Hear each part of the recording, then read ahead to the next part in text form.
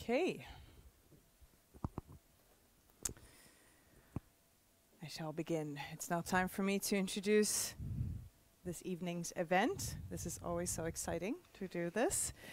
I want to welcome you all to Goto 10 and to our next event in the series of Your Data and Your Democracy, in Swedish known as Din data och din demokrati. Your Data and Your Democracy is a series of events that focuses on issues related specifically to the internet, society, and democracy at large. And through these events, the Swedish Internet Foundation tries to focus and shine lights on internet-related issues through various perspectives and open up the conversation.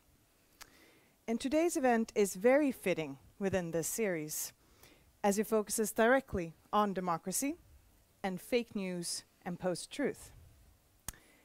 We often see fake news presented as a dire threat to our democracies. And many countries and institutions come up with various measures to counter the spread of fake news online.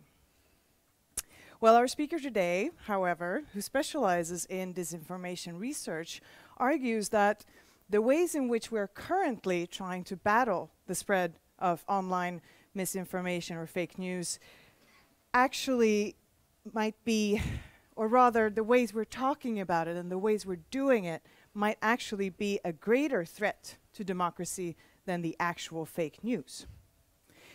And he argues that the problem is not that truth is disappearing, but that democracy is, and that our pursuit of the ultimate truth, with a big T, might obscure the current crisis of democracy that we are experiencing, and even further entrench the authoritarian and political trends that are becoming more and more widespread and present through Western liberal democracies. Johan Farkas is a PhD student in Media and Communication Studies at Malmö University.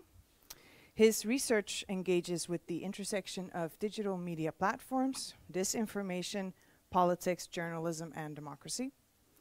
Farkas has published on these topics in several international journals, and his debut book, PostTruth, Fake News and Democracy, Mapping the Politics of Falsehood, also written with Yannick Chou. Correct me if I pronounce that wrong. Good enough. Okay, well, you will correct me later. They present a detailed analysis of contemporary discourses of fake news and post-truth, offering both a critique and call for more inclusive forms of democracy. So Farkas is recently back from his time as a visiting researcher at Cornell University and a book tour across the US, where he has presented his recent publication. And now he finally joins us here at Goto 10, all the way from Malmö University. So please welcome Johan Farkas. Thank you so much. So 3 years ago, a colleague asked me a question, and I couldn't answer that question, and that annoyed me a lot, and I obsessed a bit about it. The question was closely related to my research, and that was why it annoyed me that I didn't have a clear answer. So at the time I was a research assistant at the IT University of Copenhagen, and I was really interested in new forms of disinformation. And the question that my colleague asked me was, do I think we live in a post-truth era? And the reason for the question was obviously that this notion of post-truth had really begun to circulate in public debate in 2016. So he asked me whether I think we live in such an era. And I've since then been thinking quite a bit about that. And in parallel to then studying disinformation on social media, which is what my research is primarily about, I've then also been studying the way in which these issues are being discussed. And that is what me and my colleague Yannick Chou in Danish have written in our book that recently came out. And in this book, we analyze and also critique many of the prevalent notions that fake news and post-truth have been discussed, but not only discussed, also addressed, as we are currently seeing the rise of censorship laws in the form of fake news and hate speech laws and across the globe. And I will, of course, get much more into this in this talk. But to start with a clear example of what I mean when I talk about fake news and post-truth discourses. I want to start with the French president Emmanuel Macron and a speech he held in the US last year in April 2018. And in this speech, he condensed many of the prevalent ideas about fake news and post-truth, and also equated democracy to truth in a very direct way, as we've seen become a prevalent narrative of our time. So Macron argued that protect our democracies, we have to fight against the ever-growing virus of fake news, which exposes our people to irrational fear and imaginary risk. Without reason, without truth, there is no real democracy, because democracy is about true choices and rational decisions. The corruption of information is an attempt to corrode the very spirit of our democracies. Not only does Macron here capture the idea that democracy is experiencing a sudden crisis and that this is caused by fake news, he's also equating this crisis to a disease spreading, a virus spreading. And Macron has certainly not been alone in projecting this idea of a sudden and dire crisis that is the equivalent of a public health crisis. As the CEO of Apple, Tim Cook, said in 2017, fake news is killing people's minds. So we find when we dive into post-truth discourses that scholars, media professionals, thought leaders, and politicians alike have been quite consistent in projecting a narrative about fake news being this public health crisis that needs to be resolved by any means necessary, and needs to be done so very quickly, because otherwise democracy will cease to exist. This virus is spreading and replicating fast, and thus we have to study fake news pathogens, or the epidemiology of fake news, as scholars have been arguing. This is not easy, however, the narrative goes, as this virus is proving alarmingly resistant to treatment. This is because it is not only false information that is disseminated at a greater rate than before, but it is people themselves that are changing. People are no longer susceptible to facts, and they no longer understand democracy or society because they have become trapped in secluded worlds. Thus, we need to take new measures and perhaps also take measures that we wouldn't have done before in order to save democracy, develop a vaccine or a cure, or at least some medicine, to stay in the vocabulary. The reason for this change is that social media is trapping people in filter bubbles or echo chambers or parallel realities or worlds, and thus they have transcended beyond the realm of reality, in a sense, and beyond the realm of democracy to a place where they can't be reached by traditional measures of fact-checking, for example, or journalism. And this is why we need these new measures. But so in our book, we ask this difficult and overall question of, is this really the state and future of democracy? Try both to understand what are the logics of these discourses, what is the narrative currently being projected, and what are the solutions that are deriving from these narratives, and then also trying to put that into perspective, both historically and theoretically, in the sense of saying, does this really capture the state of democracy historically, and does it really capture the state of democracy from a theoretical perspective in terms of what democracy is about, in a sense? Of course, democracy is a contested construct, and I will get more into this, but as we argue in the book, this equation of truth and democracy neglects some of the fundamental aspects of democracy, and thus this narrative risks amplifying certain measures that will not only neglect but also suppress fundamental aspects of democracy.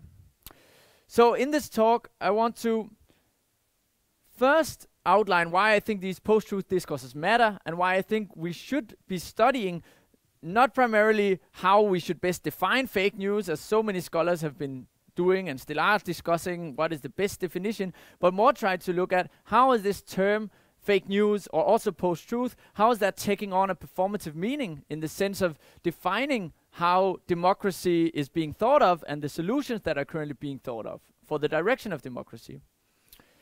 And then I'm going to dive into these post-truth discourses further and present the key arguments from our analysis, showing the logics or the key rhetorical strategies and rhetorical arguments that bind together these post-truth narratives, and then also look at the proposed cures that we're currently seeing. Because as I said, we are currently seeing countries around the world taking very harsh measures in order to combat the disease of fake news.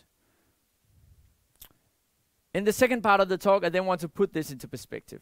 So both ask, historically, does it make sense to talk about a post-truth era, but also if we think through it from a critical, political, philosophical lens, what does this notion of a post-truth era fail to capture about democracy? And that will lead me to talk about what we see as the dangers of these post-truth discourses. Because we certainly think there are dangers. And as I said before, I am myself studying disinformation on social media and online. That is what my research is all about.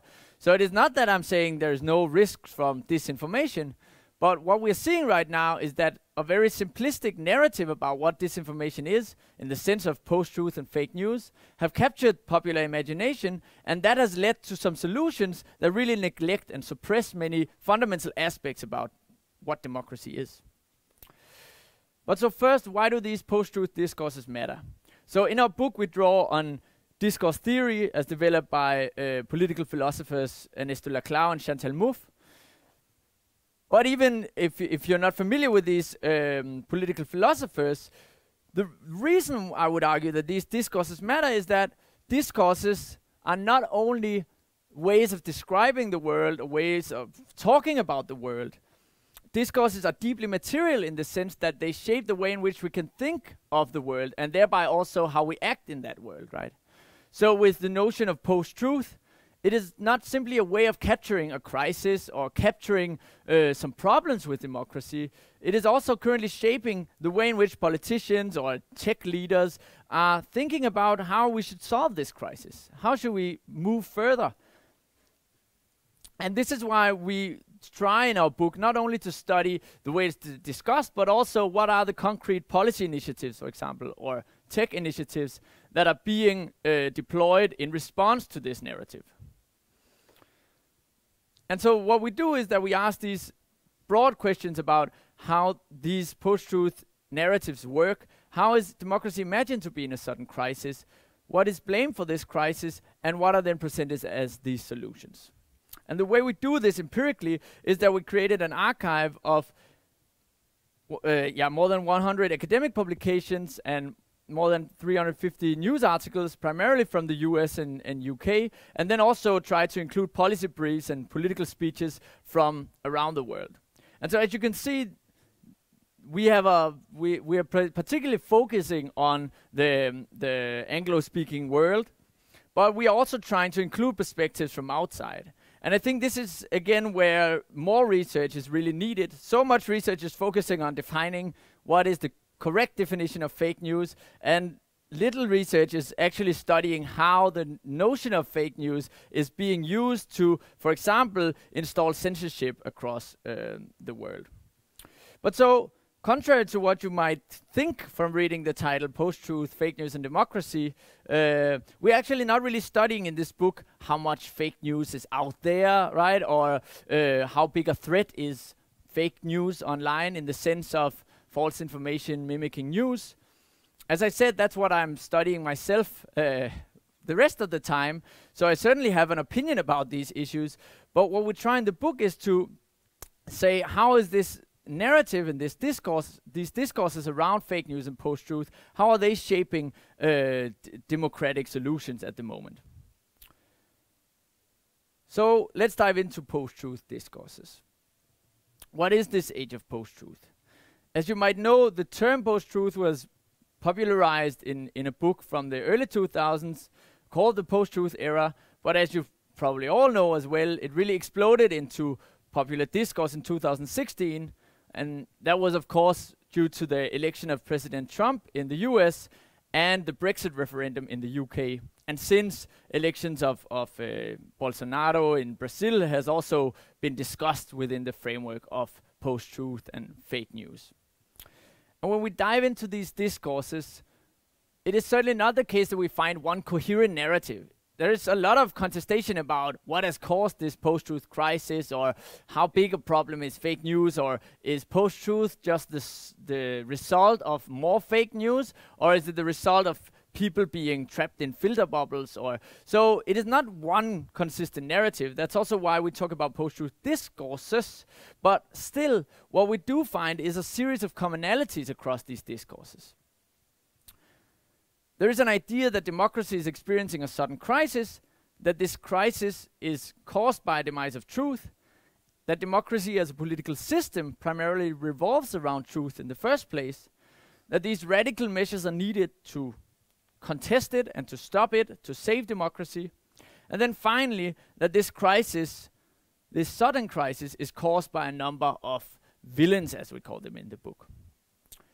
And so the three primary villains we find in post-truth discourses are, first of all, journalism, traditional journalism. So a lot of scholars and policymakers and journalists as well arguing that declining standards of journalism and declining revenue of journalism has led to declining standards of journalism, and that has caused this post-truth crisis. As the director of the fact-checking site Snopes said in 2016, we have a bad news problem, not a fake news problem. Others have reversed those roles, saying that it is primarily journalism that is the victim in all of this.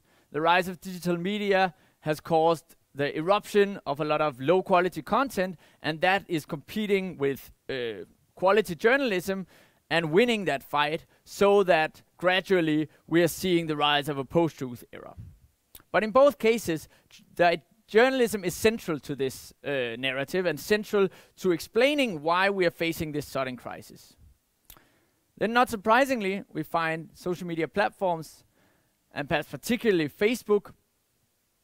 And again, what is important to note here is that the narrative is not only that Facebook or social media is enabling false information to be disseminated at a greater speed or scale than before. It is that social media is changing people themselves.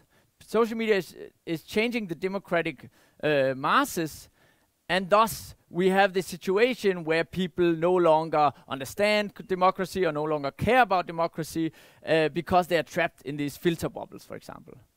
In this regard, it should be noted and stressed that empirical research on the topic is increasingly challenging this idea of filter bubbles existing in the first place, at least the way it has been often portrayed in popular discourse.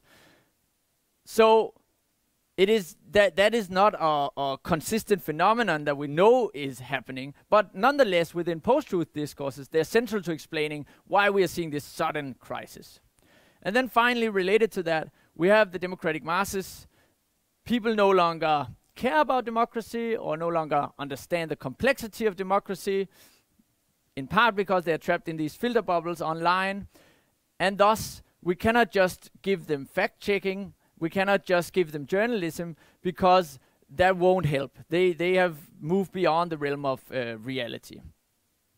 When we look at these villains, we can quickly see that there's nothing new in blaming journalism, technology, or the masses for a decline of democracy. As we write in the book, we are, for example, reminded of the American intellectual Walter Lippmann's critique in the 1920s of the democratic masses, saying that people no longer understand the complexity of democracy because the modern world is too challenging and too complex, and even if they could understand it, they don't have the time or the willingness because they're busy living their lives, right? And his conclusion back then was that we should thus stop pretending that we live in a participatory democracy and just embrace that it is the, as he called them, influential men who run society. But so it is not new to blame the masses or technology or journalism for ruining democracy. But what is new is that it is the notion of fake news and post-truth that binds this all together and is coupled to this narrative of a very sudden crisis, that since 2016 we are witnessing something radical that needs to be combated. And the newness is central. So this is American journalist Matthew D'Ancona writing in his book on the post-truth era, that through everything there's a season, and just as 1968 marked the hippie revolution and yearning for social progress, 2016 was the year that definitely launched the post-truth era. Others are arguing that 2016 was perhaps more the year we got it confirmed, the year we realized that we wasn't such an era. But in both cases, we can see that there is something sudden that has been going on. So that's I will. What? Yeah.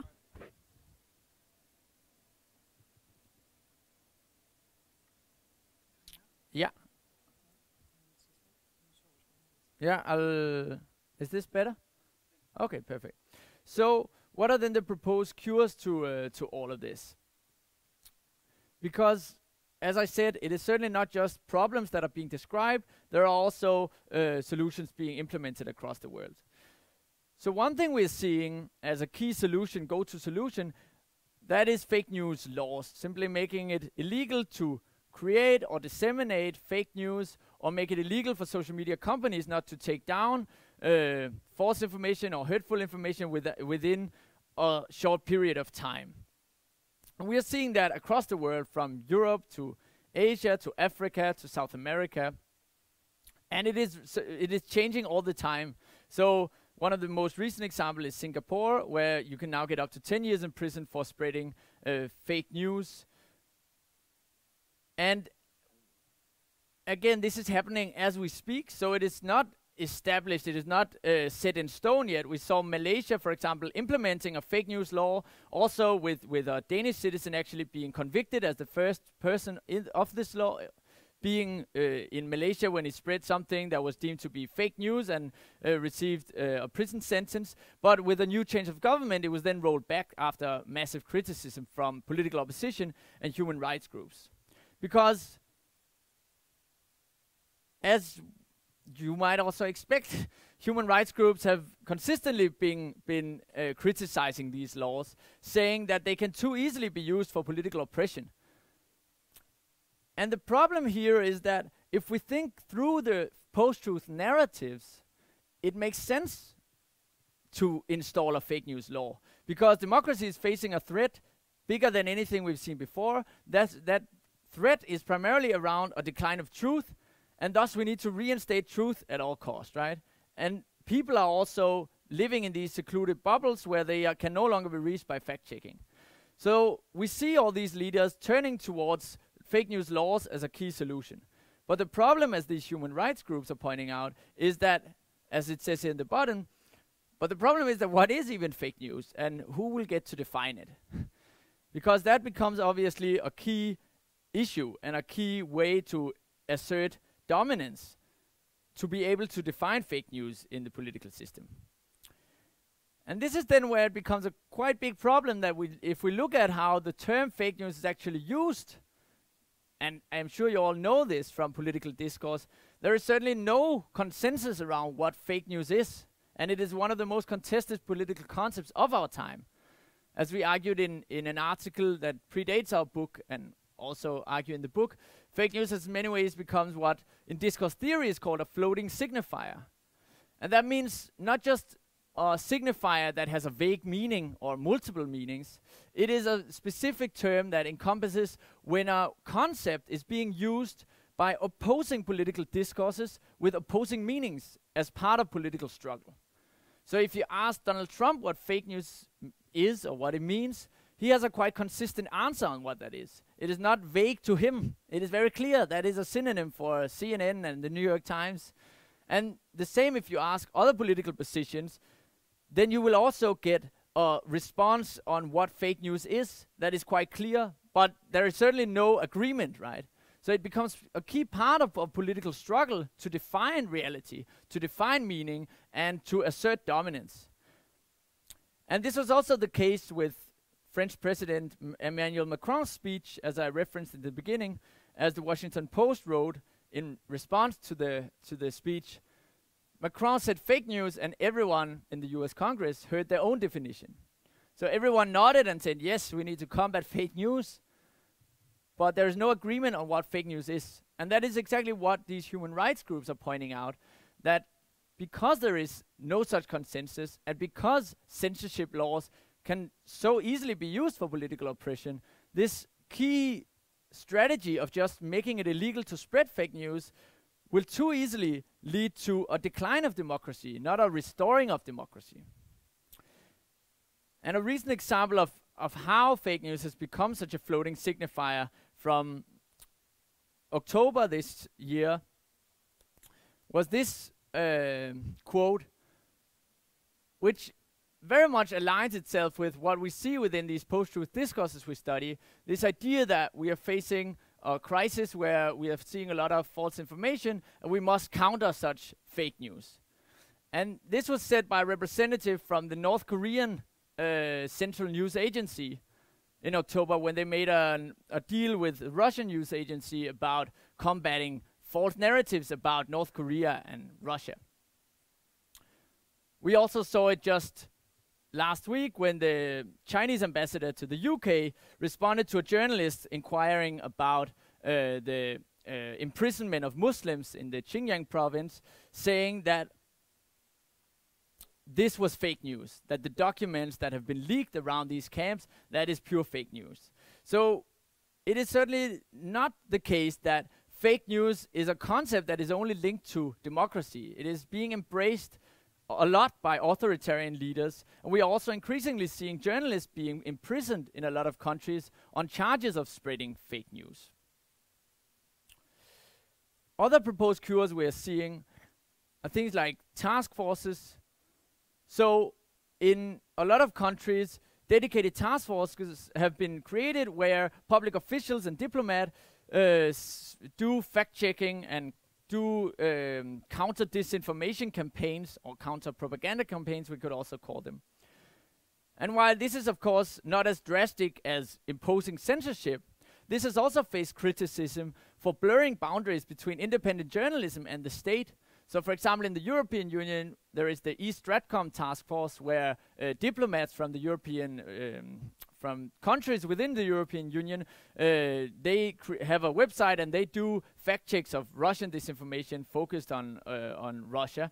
And this has been criticized for blurring boundaries. This would be traditionally a task for independent journalists, right, in our countries. And here it is taken on by diplomats hired by states. Finally, we have techno-solutionism, as we call it in the book.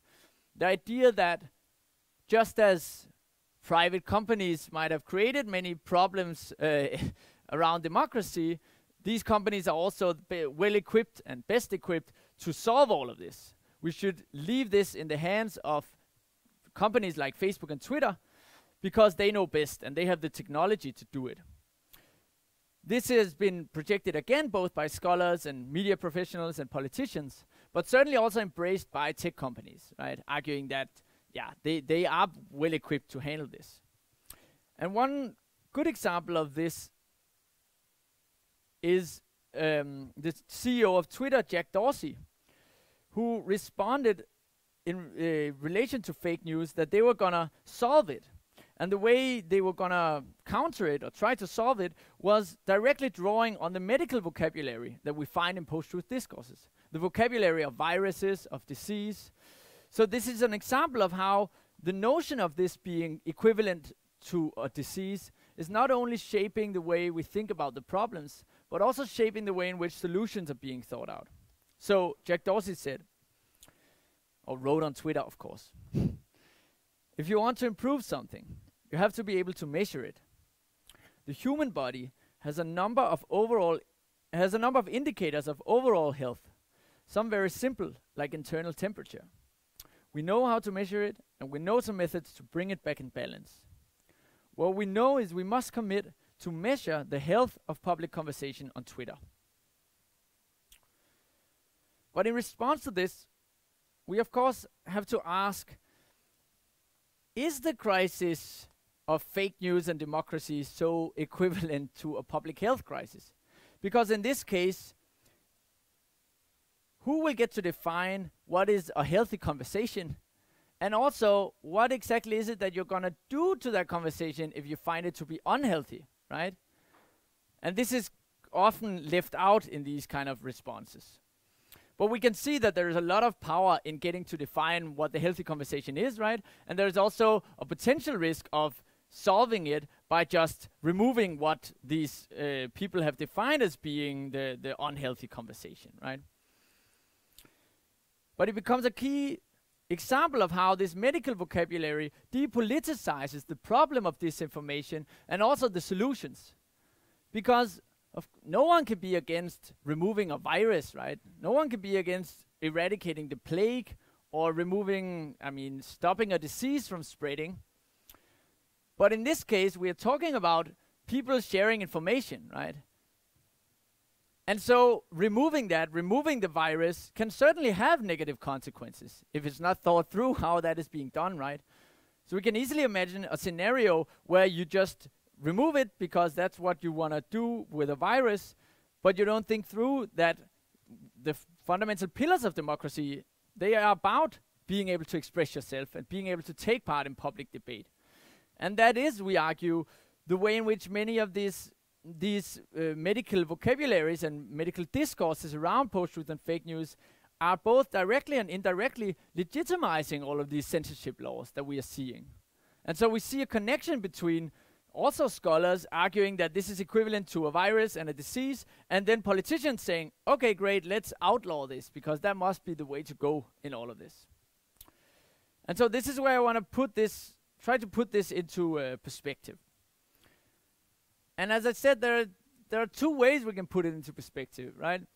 They are related, of course. We can both try to look at it historically and say, what was the developments of democracy leading up to this post-truth crisis?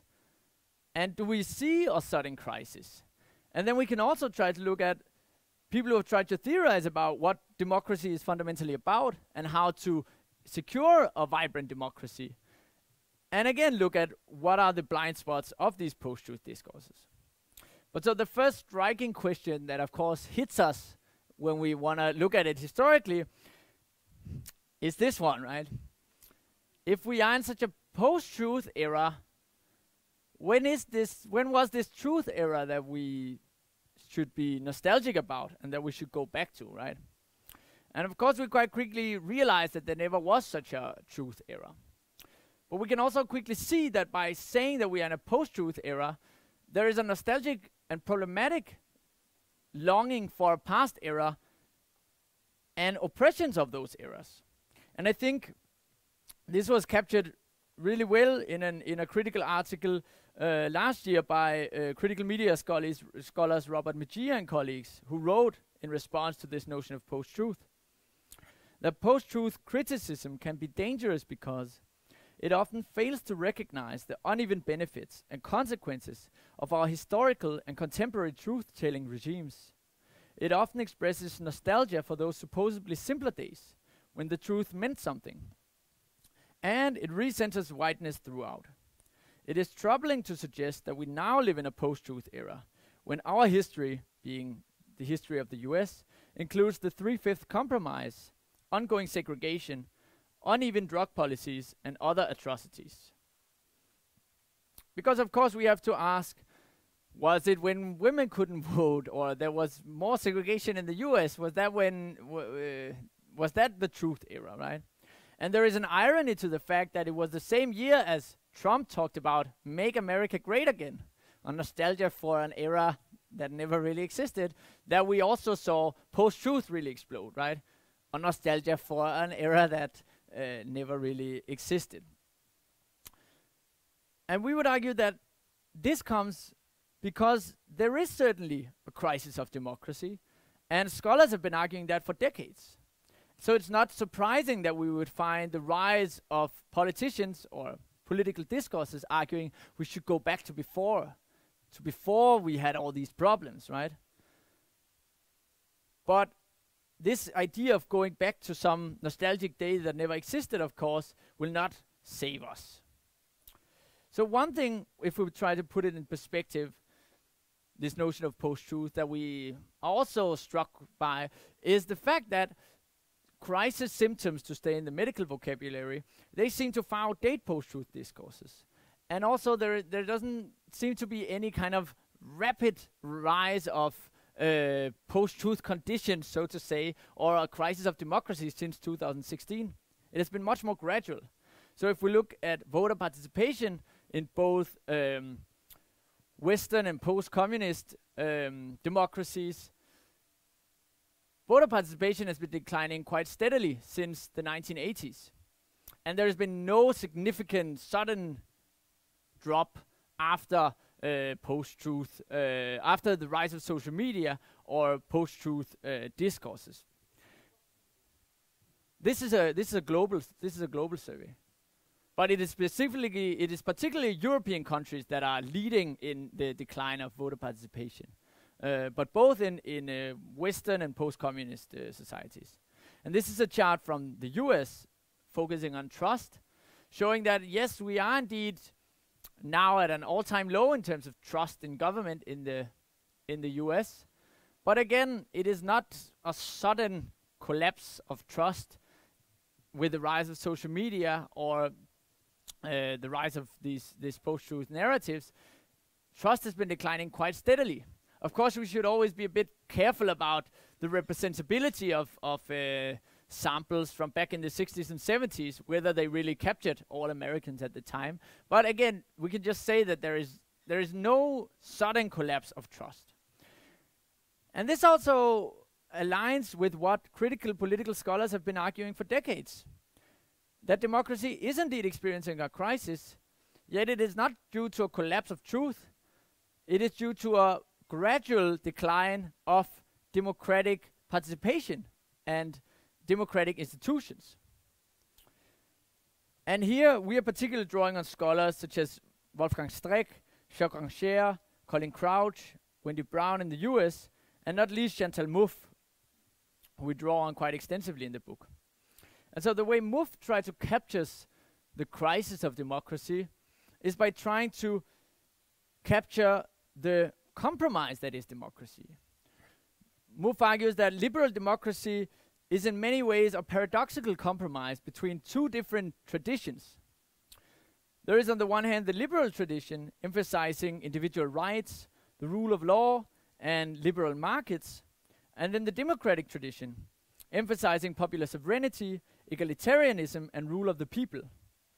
And while these are coexisting within liberal democracies, both these traditions have different historical trajectories, and it is thus a compromise, a paradoxical compromise, because there are also these traditions also go against each other in many ways. And what has happened, Mouffe and these other critical scholars, since the 1970s and 80s, is that the liberal tradition has gradually come to dominate over the democratic tradition. Mouffe calls this the age of post-politics, because the space for a vibrant democracy in the sense of political dispute and actual disagreement between political parties have become neglected. And we have seen that the difference between the center-left and the center-right has become increasingly non-existent, because politics has become increasingly centered around managing the status quo of liberal markets. That with the rise of globalization and when we talk about globalization, we're talking about globalized markets, right? Because it is not because the movement of people have become completely globalized. Most work is still very localized, but it is markets that have come to become global, and thus a lot of politics have become centered around managing the status quo of these markets.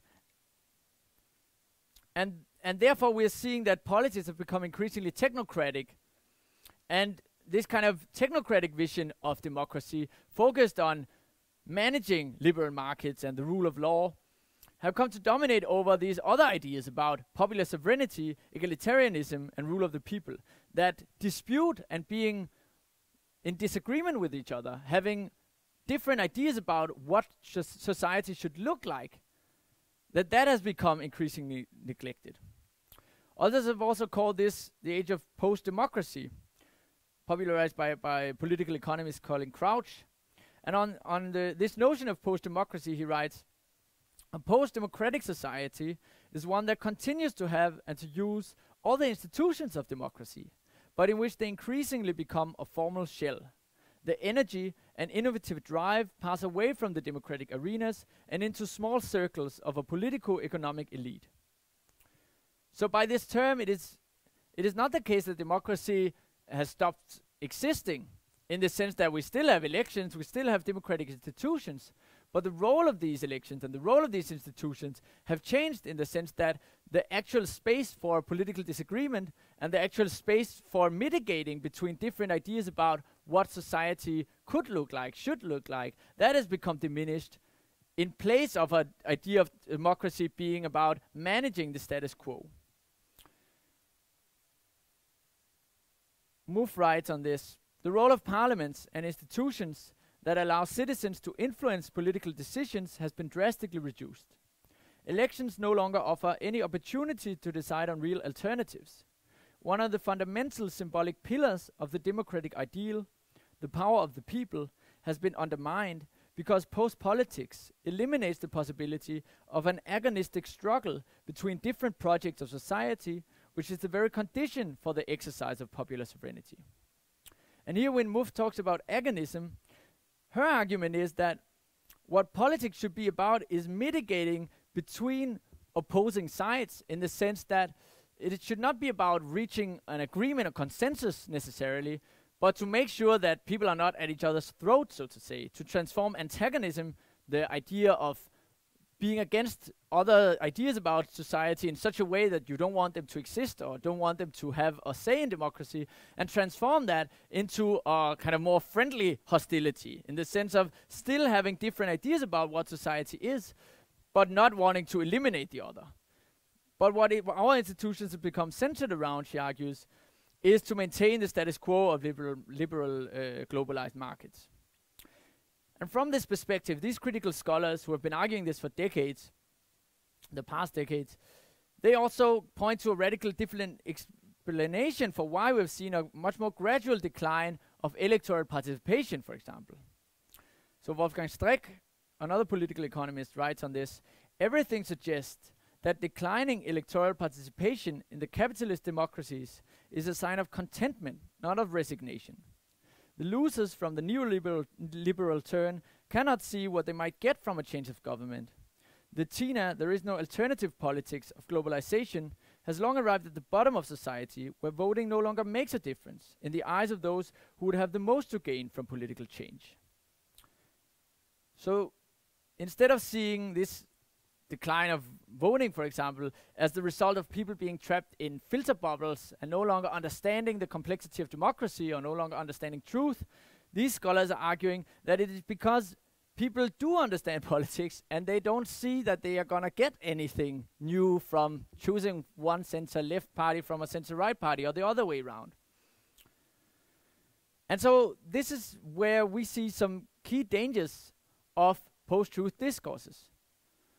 Because if we keep in mind what these critical scholars have been pointing to, what we can see is that many of the post-truth solutions, they tend to try to entrench the liberal tradition's dominance over the democratic tradition even more, in the sense of limiting the voice of the people by installing fake news laws, making it illegal to say certain things, and also give more power to private companies in the sense of these tech fixes, right? That this should not be solved within democratic arenas, but we should just outsource it to these private tech companies in order to fix this disease or this fever. And furthermore, these solutions will not address the problem that are being outlined by these critical scholars. So we might actually see that these solutions will not help with the problems of democracy. They will only entrench the existing crisis. Because by removing speech online from people, in making it illegal to share certain pieces of information, people are not going to have more trust in democratic institutions or more trust in a change from the status quo. So these are the threats that we argue are present from these post-truth discourses, that they can delegitimize genuine calls for societal change, undermine popular sovereignty, and also worsen an existing democratic crisis. But so that then leads to the question, how can we then explain this rise of far-right populism? I mean, which was 2016, right? The Brexit referendum and the election of Trump. If this was not the clear indicator of a post-truth era, what was it then? And here, again, these critical scholars have long argued for an explanation for why we are seeing the rise of far-right populism. And they link it to the decline of a vibrant democratic debate. So, as Muff writes, it is high time to realize that, to a great extent, the success of right-wing populist parties comes from the fact that they articulate, albeit in a very problematic way, real democratic demands which are not taken into account by traditional parties. They also provide people with some form of hope, with the belief that things could be different. Of course, it is an illusory hope, founded on false premises and unacceptable mechanisms of exclusion, where xenophobia usually plays a central role. But when they are the only channels for the expression of popular passions, their presence to represent an alternative is very seductive. This is why I submit that the success of right-wing populist parties is the consequence of the lack of a vibrant democratic debate in our post-democracies. So from this perspective, understanding the election of Trump or the Brexit referendum has very much to do with these elections being a binary choice between the status quo of politics and something presenting itself as being radically different, right? That seeks to drain the swamp, or being at least something that has not been explored yet, right? And that contempt, that resignation towards the status quo is what leads people to then seek out these alternatives, because they are tired of that status quo. And that the financial crisis of 2007-8 has underlined that the existing status quo has not really been working as well as was claimed, but still, in many ways, the system has continued to operate in the same manner. And thus we're seeing the rise of these leaders saying, we're going to drain the swamp, we're going to do something radically different.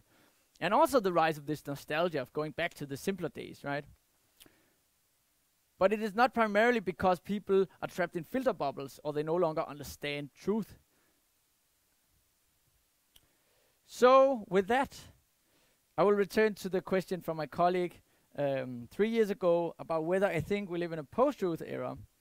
And I think you now know that my short answer is no, I don't think we live in a post-truth era. That does not mean that I don't see threats of disinformation. That is exactly what I'm studying. I've studied that in the context of fake accounts used to spread racism, and also for example, the Russian internet research agencies and attacks on US debates on social media. So we definitely have threats there. But this idea of saying this is fundamentally about a decline of truth and people in filter bubbles no longer understanding democracy, that narrative is not only wrong, but it is also dangerous in the sense of legitimizing these censorship laws and legitimizing these anti-democratic solutions that we are seeing on the rise across the world right now as we speak. But so with that, it might seem that I'm very pessimistic, or ending on a very, very pessimistic note, in the sense that I both think we have a threat of disinformation on social media, and I also think we have a big threat from these post-truth discourses. But our motivation for writing our book was not just to say everything is horrible. It was actually to say, but there is certainly still time now. We live in a historic moment where there is certainly a lot of debate around what is the future of democracy, but there is also still time to take part in that and shape the direction. And that is exactly also what we are seeing with these fake news laws, for example. They are being rolled out and then rolled back in some countries, or they are being rolled out and then contested. So it is not set in stone what will be the future in any way. Of course it never is, but we are certainly living through a moment right now where the established status quo no longer seems to be holding up, but at the same time we have no clear alternative that has become dominant yet.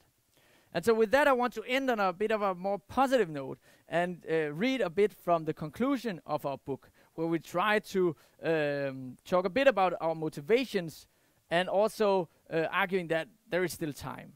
So we write, "We're currently living through a democratic moment, a moment in which the once so settled borders of democracy are again opened for radical questioning and contestation.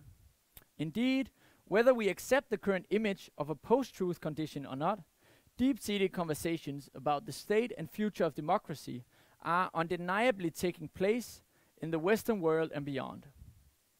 Institutions, ideas, and ideals that once seemed clearly demarcated are being redrawn, and with these changes, history is once again being written.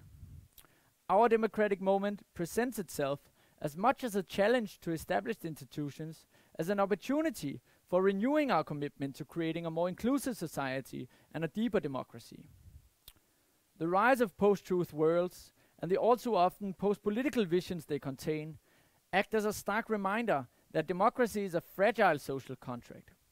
It requires continuous renewal and rethinking.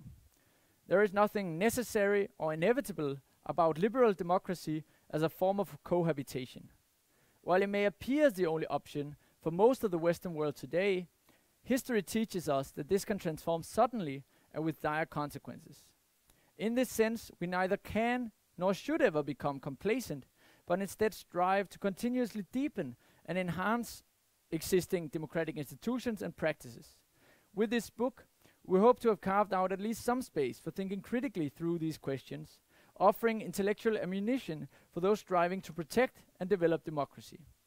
The impact of this work is, as with all other political interventions, contingent on the mobilization and coming together of the people itself. So the question is whether we are all up for the task. And with that, I want to say thank you.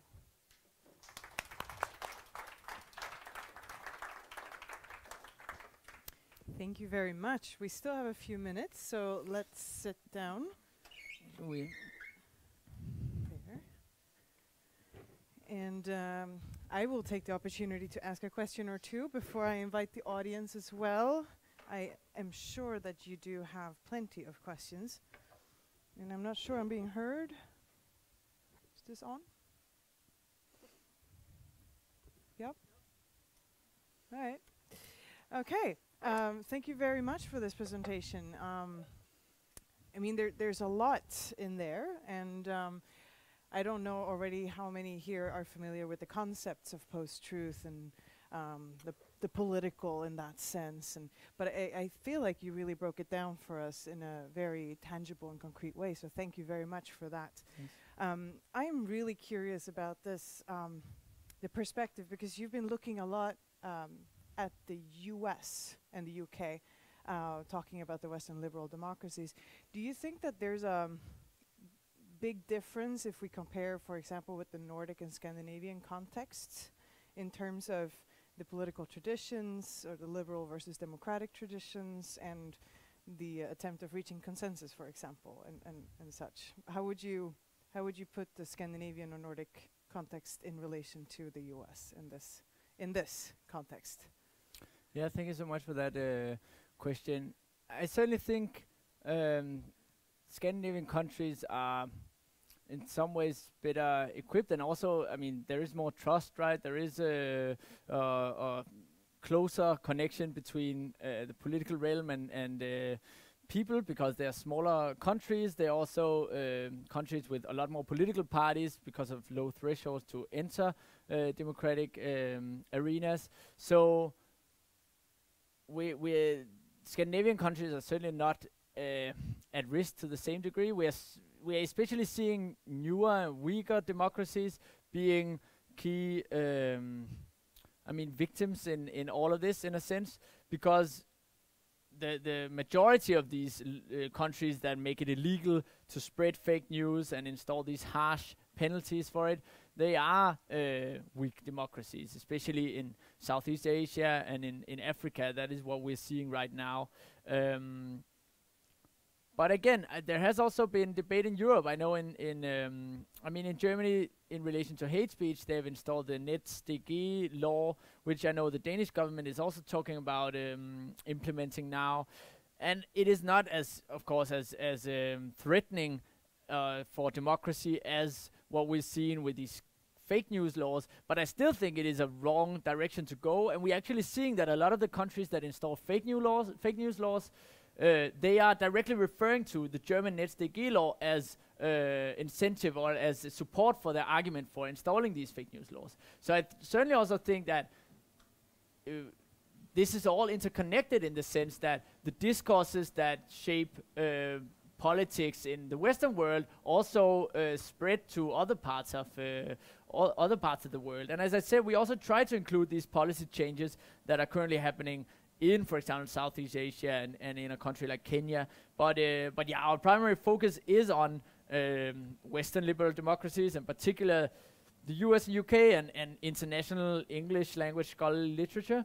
But I think that is also why it is so important now that scholars also change their way of approaching this topic. That is also kind of our call to action, because so many scholarly articles are coming up with the right definition of fake news, right, or discussing should it be this tweaking of the definition, while across the whole world it is primarily used as a rhetorical weapon to oppress political opposition.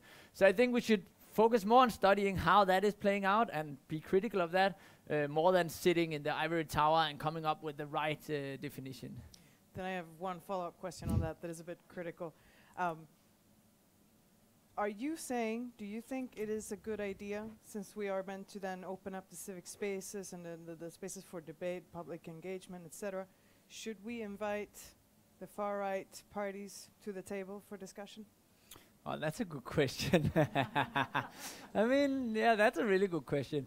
I mean, I'm Danish, right, and a PhD in Malmö, so I'm kind of and crossing the bridge from Copenhagen every day. So I'm very much in between, and I certainly think we can conclude at this point that keeping the Sweden Democrats in Sweden out of politics has certainly not led to many solutions, right? It has only led to more parliamentary problems in that sense. But at the same time, we can see that the Sweden Democrats, just compared to the Danish People's Party in Denmark, for example, started out even more on the extreme right than the Danish People's Party did. But we can then also say, was it that because there was such a vacuum in Swedish politics and debate that it was only the very extreme right that filled that space of being critical of immigration? Yeah, I think those are very complex issues, and I certainly don't think we have answers to that in the book. But again, I think it is important in democracy to not try to reach consensus necessarily, but they're certainly seeing it as fundamental to democracy that there should be dispute, there should be disagreement. And this is also why I think in response to Trump, for example, the election between Trump and Hillary in the US was very much one of the established status quo, right, represented by Hillary as the candidate, and then a very loose cannon in the sense. So much, I think, even supporters of Trump will agree on, right, representing something very different. And so, again, that became very much an election between the way things have been run and something new, right? And this is also why I think in response now to Trump, we're also seeing within the Democratic Party more visionary in the sense of having more radical ideas about where we could take democracy, more candidates becoming popular and so forth. Now it will be interesting to see who will end up getting the support, right? So, but yeah, I think again, we should be careful saying at least that what will solve all of this is just to go back to how politics worked just before Trump. Just before Trump, trust was very low in politics in the US. Electoral participation was very low in the US and was throughout the world. So it was not that we had a stable condition and then Trump in 2016 or Brexit came and ruined it all. I think that is such a simplistic narrative. How that plays out in Sweden, I think, yeah, I don't know if I have much more to say on that. All right, well, let's open up for a question or two from the audience. Thank you for this talk. I will try to ask this question in English. I'm not very good at it, but if I understand it correctly, you're talking about this crisis of post-truth. It's truly a crisis of the political system, in a post-political system where consensus have been created around the liberal hegemony in a way. I've been hearing that a few scholars have been talking about a post-material world, that the main political conflict have turned from the distribution of material wealth on a left-right axis into post-material values, and that like the Swedish Democrats and the populist right has been like a symptom of making the political discourse talking about just culture questions and questions about lifestyle and stuff like that. Would you agree that we are seeing a creation into post-material political climate or political discourse?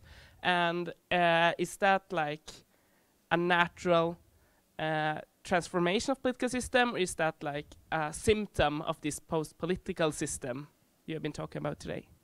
If you understand the question. Yeah. Thank you so much for that question.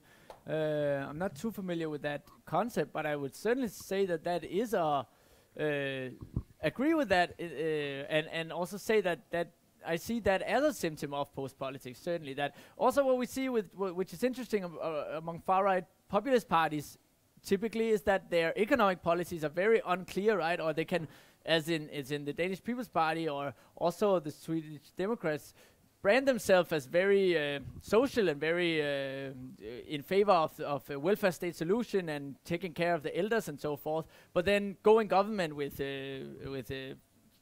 liberal economic parties and install austerity politics without any problems, because their key message is not really about the economic side, right? And so, again, drawing on these critical political philosophers, I would certainly say that it is because the space to talk about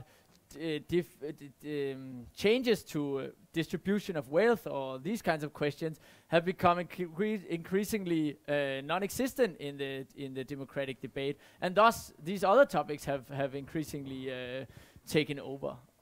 Yeah. Thank you. We had one more question up there. Yeah. Thank you very much. It was super interesting. So you got me to think a lot of things. I'll try to make a question.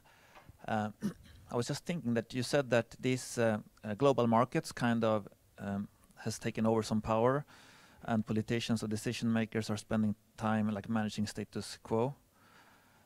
And maybe this suddenly for me makes sense, that maybe the antidote to this is nationalism, because that's like the antidote to globalism. So maybe some of these nationalistic parties, if we forget about racism, even if they just want to bring the decision makers back home to hold them accountable, because maybe democracy doesn't scale well. Because, you know, if we can face our decision makers at home, we can hold them accountable. But if they are down in Brussels, they are just talking to the lobbyists. They are kind of, you know, leaving the people. And maybe that's where nationalism is actually fitting in, as saving democracy, bringing it back home. Yeah, I think that is certainly why. I think that is certainly why nationalist politics becomes such a popular response to all of this, right? Because what they are saying is drain the swamp and let's bring things back to us, right? But then it comes with this nostalgia of going back to the simpler, wider days, right? So and that is where the xenophobia comes in. And the irony is, of course, that we live in a globalized world, but it's actually not the movement of people that is globalized. That is not more globalized now than it was before. People have been moving very globally for a long time. What is global is the movement of money, right? And the movement of money away from taxation, for example. And I mean, so in that sense, I would say that yes, the response is to move decision-making closer to people, but that is not the same as having far-right nationalism as the response, right? But so we can certainly talk about how can we move decision-making closer, and how can we, for example, also regulate tech companies, or how can we, and these, but it is rare to hear. I've not heard the Swedish Democrats or the Danish People's Party talk a lot about now we need to regulate Facebook or we need to stop tax havens, because that's not the kind of moving decision-making back they're talking about, right? So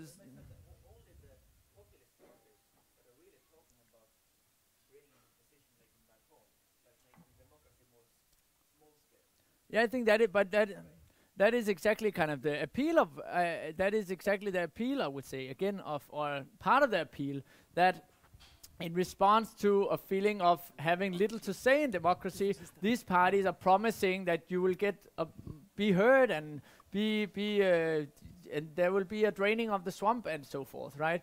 So yeah, I think that is exactly what MOVE would say is the appeal of these far-right populist parties. That is not to say that their point is that their solution is the only solution, right? Because we can certainly talk about bringing decision making back without having to be xenophobes, but that is not what has happened. That is not what has. Yes, that is exactly.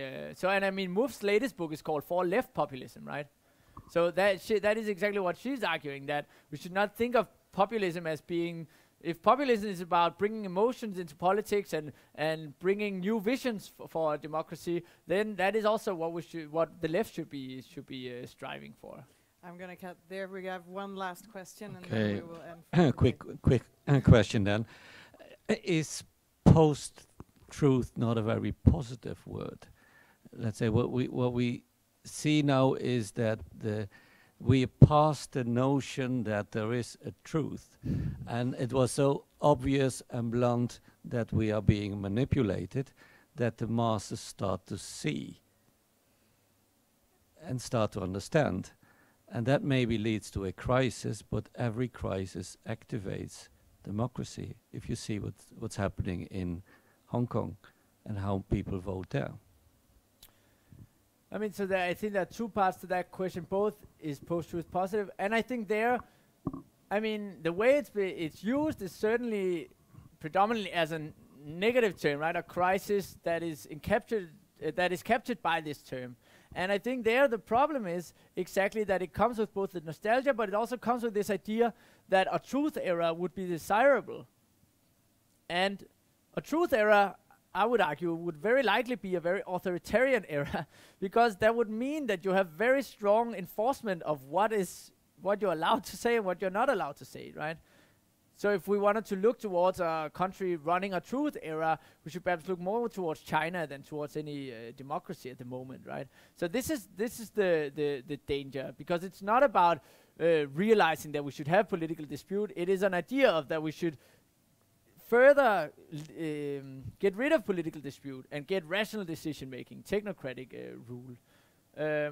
And what was the second part of the question I also wanted to address?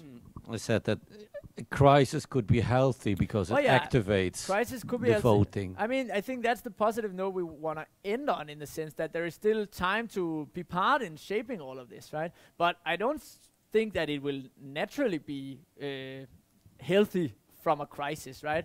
I think we can certainly look back in history and seeing periods of democratic crisis where there were big democratic movements in societies, and still we ended up having fascism winning, and the rise, of course, of authoritarian leaders across the globe right now is pointing towards a negative development, right? But I don't think it's settled, and there is a moment to also use the rise of these authoritarian leaders to pull back. But even like in Hong Kong, let's also see how that ends, right? Because there was also a lot of optimism around the Arab Spring, and that was highlighted as the key, where social media was the revolutionary factor, right? The Iranian revolution in 2009 was also called the Twitter revolution, right? But none of these revolutions really lasted, right? And instead we saw now that social media is increasingly being used for censorship, increasingly being used for state propaganda and so forth. So I don't think it's necessarily positive, this crisis, but I don't think it's set in stone. And our hope is to provide an intervention in that debate and say we should not just be locked on this post-truth narrative and this nostalgia. We should try to rethink how can we make our societies more democratic. Well, that's an excellent way of ending. I am terribly sorry. I need to end. Perhaps Farkas will be around for a few questions. Yeah, I would love that. But we've gone over time quite a bit, so I'm gonna end the event officially there. So thank you all for coming and listening and participating in the discussion. And thank you so much, Johan Farkas.